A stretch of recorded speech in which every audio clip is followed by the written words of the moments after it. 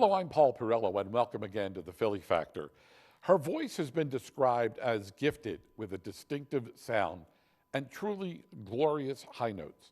She was selected to sing on the live telecast performance of the Philadelphia Marathon in November 2015 and on the concert stage. My guest has been reviving the music of her father, the late Holocaust composer Joseph Beer, an opera composer whose brilliant career started out as a youth but was halted abruptly by the Holocaust. My guest is Beatrice Beer, who has been performing her father's music internationally to great critical acclaim, and we are fortunate enough to have her as our guest on our program. And Beatrice, what a pleasure it is to meet you. Thank you, same here. I am so excited that you're here with us because I've been reading a lot about you and reading a lot about your father too. First, you have a wonderful singing voice, which we're going to hear a little later in the program on a video that will showcase some of your father's work. But how, you were born in Nice, France. Yes. How young were you when you started to sing? Well, actually, that's a great question because my father is the one, he taught me piano when I was 4 and he hated the way I played. Really? Yes, that was a source of grief for me and him.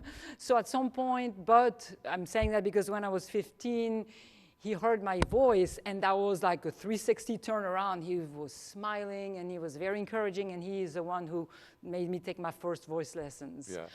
So at the age of 15, you're Yes, taking your first voice lessons? Yes, Yeah. but his advice to me was first you do a PhD because I was good in literature, and then we'll think about a career. Because he had had such a hard time himself with his career. Yeah. Your dad was a Holocaust survivor. Yes.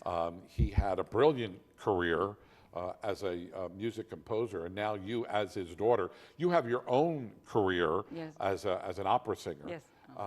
But you're also making sure that his work and his legacy continues to live on. Yes, indeed, yes. How important is this for you to carry on this mission? Oh, yes, it's my life mission, one of them. I feel, because I saw him toil every day. After the war, he refused to have a career, turned down a bunch of opportunities, like the Monte Carlo opera director came to our house to try to make him sign a contract, refused. He was being loyal to his parents, my grandparents who were murdered. So I saw this man toil day in, day out in the heat of the southern France weather. So me and my sister feel really, we have a duty and a joy to do this. So when did the family come to the United States? When did you come to the United States? I came to first pursue a degree, in literature, since my father had insisted. Yes. Yeah. And then I ended up at Manhattan School of Music and then did my performance, vocal degree performance there. Mm-hmm. And performance degree there. When your talent is discovered, then that you are this tremendous vocalist. Oh, thank you. You're labeled. I don't necessarily like the word labeled, but you become a soprano. You're a soprano. Yes. That's your talent. You're able to sing. Yes. What goes through your mind when someone says you're a wonderful soprano? Oh, I'm so grateful. Because, well, actually, I love to write. I started to write my first poem when I was 7, actually for my father's birthday. But I was singing. My mother says from the time I was 2, there's those pictures of me and my sister rolling. And so I knew a bunch of songs by the time didn't even know how to write. So I guess it's been, the joy in my life is to sing and my passion and So was your father's music a tremendous influence on you when you were growing up, or were there other influences that, even before you discovered your father's talent, were there other musical influences? Oh, well, sure. But the first one, I just remember as a child, I sensed this huge talent in my father, and I was very intimidated, actually. I always feel my picture was growing up at the feet of a huge mountain. Wow. And once in a while, he would call my family, my sister and my mother in the room, when he felt he had finished a gorgeous melody and played to us, and those were unforgettable moments. And then aside from that, my first memory of an opera was, my first opera was when I was 8. We went to see Carmen, and I'll never forget. So that was, and I just loved to sing. And So was it that opera, Carmen, that sort of sparked your imagination or your creativity or your desire that this is what you wanted to do? A little bit, yes. I mean, I'm sure, I just never will forget it. And the next year we went to see Barber of Seville, and I'll always remember when Figaro sang his aria, Sono il factotum. I was like, But I must say that I guess that moment in my mind that stands out is when I was 16, I found my voice, and suddenly I was like, this is it, I'm going to be a diva. Yeah. You're not a diva. No. I mean, you are, but here you're. Yeah, right. Yeah. We laugh and we kid about it because there are those artists that do take on that whole persona of the diva. Yeah. No. So when do you, I guess, realize that you have this professional talent, and where do you go with it then? Because you're growing up, you're 15, 16 years old, you're this talent just bursting at the seams. Where does that take you? Well, it's a long journey for me. It's like, Edison said, if at first you don't succeed, welcome to the school that educated me. Yeah, right. That's my story. Yeah. Because, like I said, my father was, do it, you're fantastic, but wait, which probably, I should have probably gone to the, he knew people at the Conservatoire de Paris, the Paris Conservatory. So it took me to a degree in literature first, comparative literature, and then my second degree in opera, vocal performance. So when do you discover this wealth of music that belongs to your father? I mean, you're growing up, you're a teenager, typical teenager. Yes. You're going, for a degree in writing. It's probably always there in the back of your mind who your father was and what he did. But when does that light bulb go off and like, wow? I love that question because, first of all, when I went to Manhattan School of Music, my mother had to hide it from my father. Oh my God, no, don't tell him. So at some point she broke the news to him. So, like I said, I was always, my father's music. I just, that's up there and I'm here, so I had this intimidation about it. And so I had graduated from Manhattan School of Music, and I was at home on vacation, and I broke my arm and on my grandfather's graveyard. It's a long story, but so that's when my ex-husband said, wait a minute, isn't there music of your father? My father already had passed away. And that's when we went through it and found this wealth of music. And we put together a program of 12 arias I would do with a narration of his life interspersed. And that's when it started.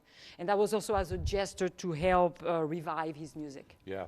So when you find all these manuscripts, all these things that he composed, what do you? I mean, where do you begin? I mean, because it's not like he wrote one or two pieces. He wrote a lot of music, right? Yes, sir. Yeah. And also after the war, before the war, he wrote that opera that's getting to be played all over Europe in 3 weeks. Boom, whipped it out. After the war, it took him like a decade per opera.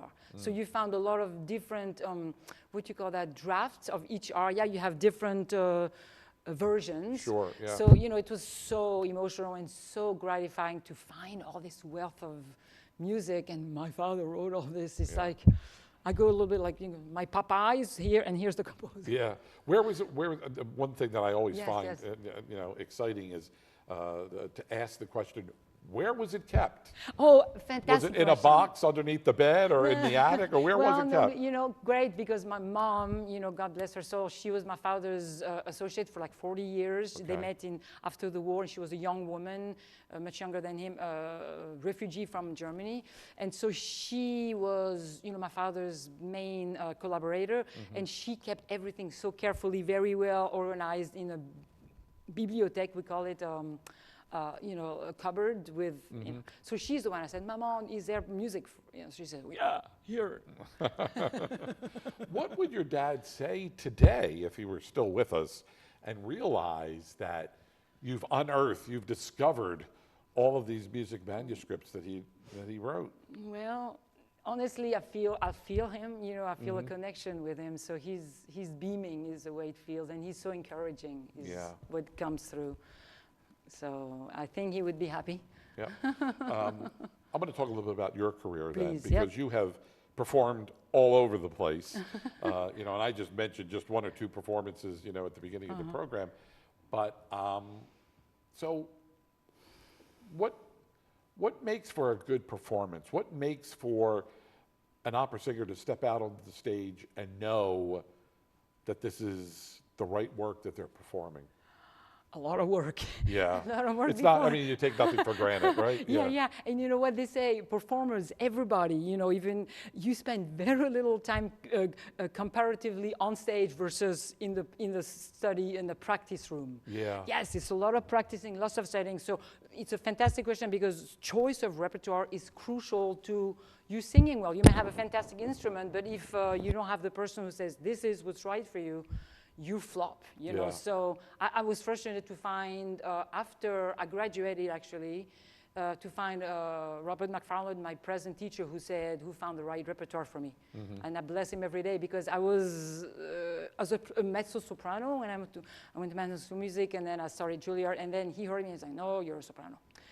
And so for a person that says, okay, mezzo-soprano and soprano, what's the difference? I mean, I'm sure there, and part of my ignorance, but I'm sure there is a difference between, it's like a bass and a baritone I get, but. Well, you know what? It's an awesome question because it's a very fine line. Oh, okay. Yes, like I can sing mezzo. I would still sing Carmen, you know, but let's try to make this, you know, mezzo basically sings lower, you know, has like an average part of her voice where she feels more comfortable, and the soprano, you know, Robert McFarland has it like down to a science. This is where your passaggio is, so you're a soprano. Yeah. And he has it, you know, boom, F sharp to G, or, you know, sorry. That being said, you know, there's a lot of room to wiggle. Is there a favorite role or opera that you've performed in that you feel most comfortable in? Well, yeah, of course, I love my father's operas. You know, I love. Let me think. I mean, you mentioned seeing Carmen at a young age, the Barber of Seville. Yes. I mean, have you performed in those? Sure, I've done Carmen, but, you know, that's a mezzo role. Barber, you know, that could have been a lyric mezzo role, and I studied it, but I'd never performed it.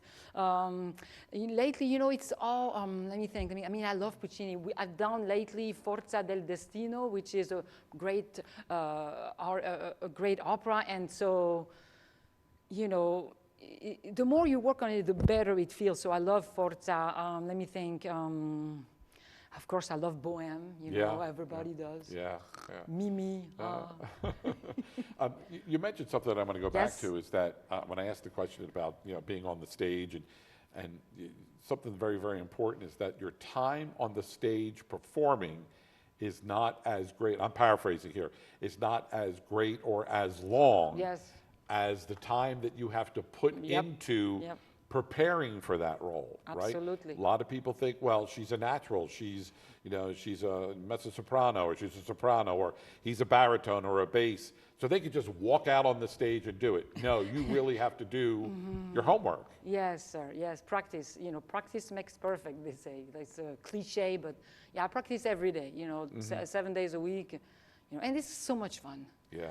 Yeah, every day. It's like I don't want to say the word, but a drug. You know, I start to practice, I'm like, oh, woo, everything is fine. Yeah. What we're going to watch here is a video. This is a video that you provided us that features you singing. We don't see you singing, but we hear you singing. But it sort of showcases your father. Yes, so sir. why don't we go to the video? Awesome. Yep.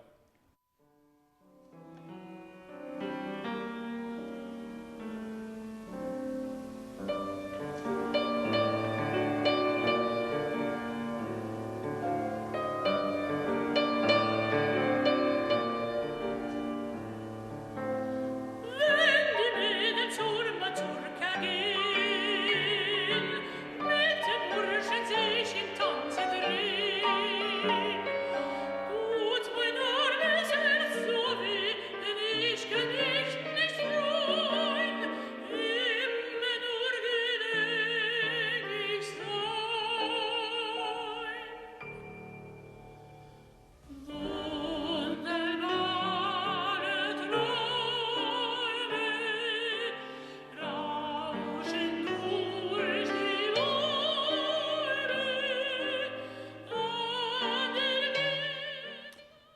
wish we could see you in performance and listen more to that. Thank it's just you. beautiful, beautiful. And I mean, did you know? I mean, I know you were sort of on this path into, literature and music, but did you know or feel that this is what you were destined to do? You mean my Music. father's? Yeah, yeah, your father's music and taking this to the next level. Not for, it took me a while to get the guts. Really? Yeah, because I felt it was such huge, important, incredible music. That was my feeling as a little girl, So, and my father was like this tower, and he didn't mean that, He was very, very, very humble, actually. Never talked about any of his previous success pre-war. It's just, my feeling. So it took me a while, but, it's like, I feel like it's like, it's like part of my bloodstream. When I sing his music, it's like so different from the other repertoire in that I feel, it's just part of my blood. Yeah. What are some of the other, because I want to talk about, singing your father's music is different from, or similar perhaps, to performing, other standard repertoires. So, I mean, it's your father, it's his work, it's his, pen to paper that you're singing. But can you distance yourself from his work and that of other composers? I guess it's an awkwardly worded question, but there are other composers whose work you could pick up, and you may not feel perhaps that connection because there's, it's somebody who wrote this 20, 50, 100, 200 years ago, but this is your dad's work. So is it a similar experience or not similar in his repertoire as perhaps another composer's work? Great. So there's both, like you said, similar, and it's very different just because also, of course, it's like, I heard it all my life, and then I start to sing it, so it has this memory about it. And, but at the same time, it's difficult because nobody, like the post-war music especially, nobody has performed it. Right. So I had nobody, no performance practicum, they call it, to base myself on. Yeah. So I'm like creating. Like they say, like the person who sings a role the first time is a creator. Sure. Because he starts from scratch.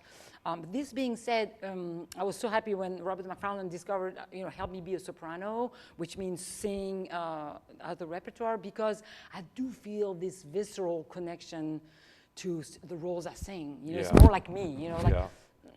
Like Jimmy Levine way back said, it's not just a gorgeous voice. It's how the voice affects the personality. Absolutely. Yeah.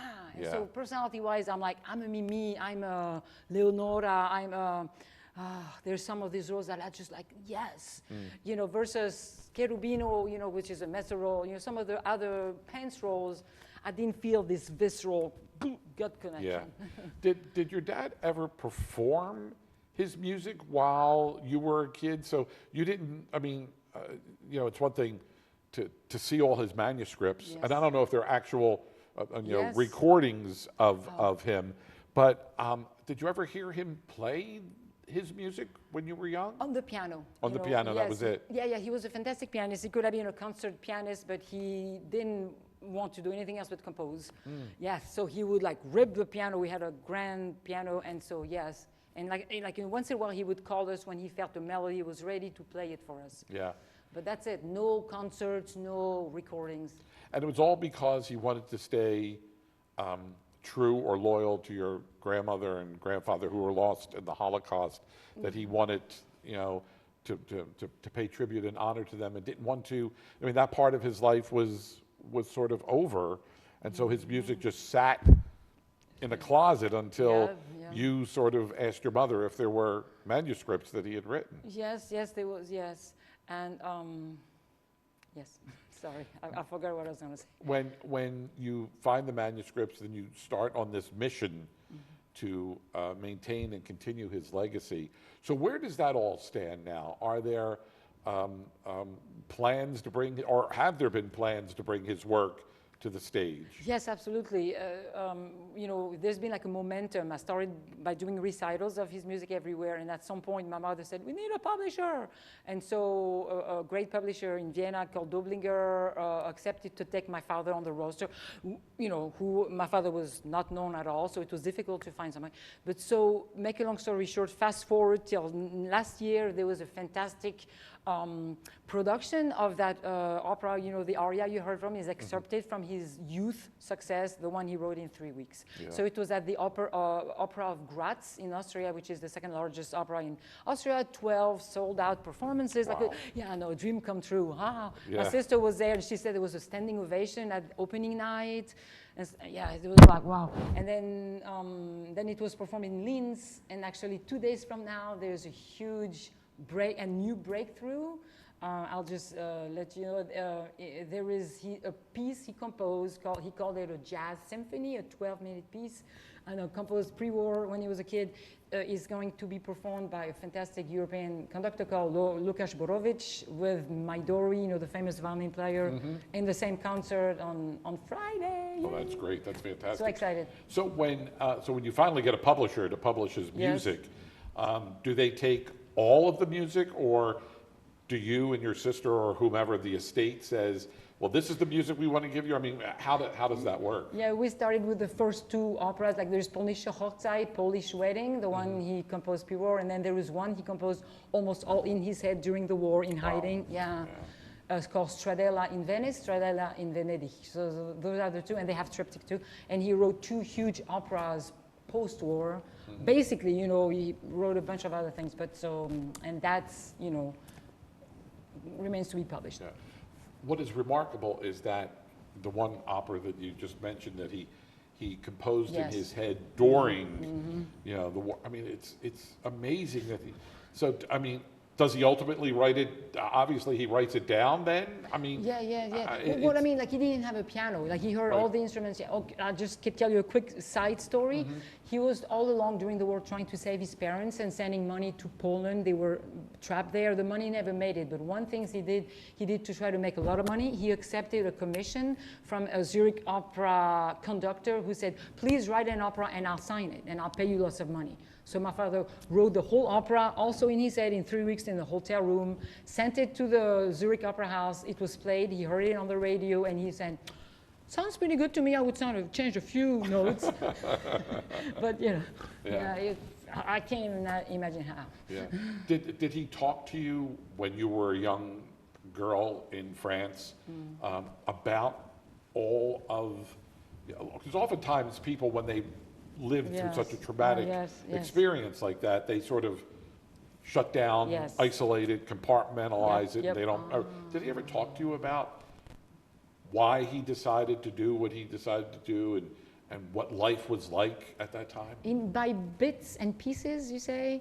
Once in a while, I remember him like mentioning, you know, I would go to the cafes in Vienna where he was based every day, and they have those newspapers hanging from a wooden rod, and he would pick one up, and there would always be a review of Polnische Hochzeit somewhere in the world, you know, his opera. So he was like, and his eyes was like glittering with wonder. So, you know, once in a while he would talk. Yeah. Did he ever say who his musical influences were when he was growing up? Sure. Okay, so there's a joke, you know, he would always make on May 7, his birthday was also Brahms and Tchaikovsky's. So not a bad day to be born, right? Yeah. It's sort of, That's cute. That's so cute, because he wouldn't say that, but I think that's what he implied, and he would chuckle, you know, just. But they were some of his major influences. And Brahms was somebody who would like work on polishing.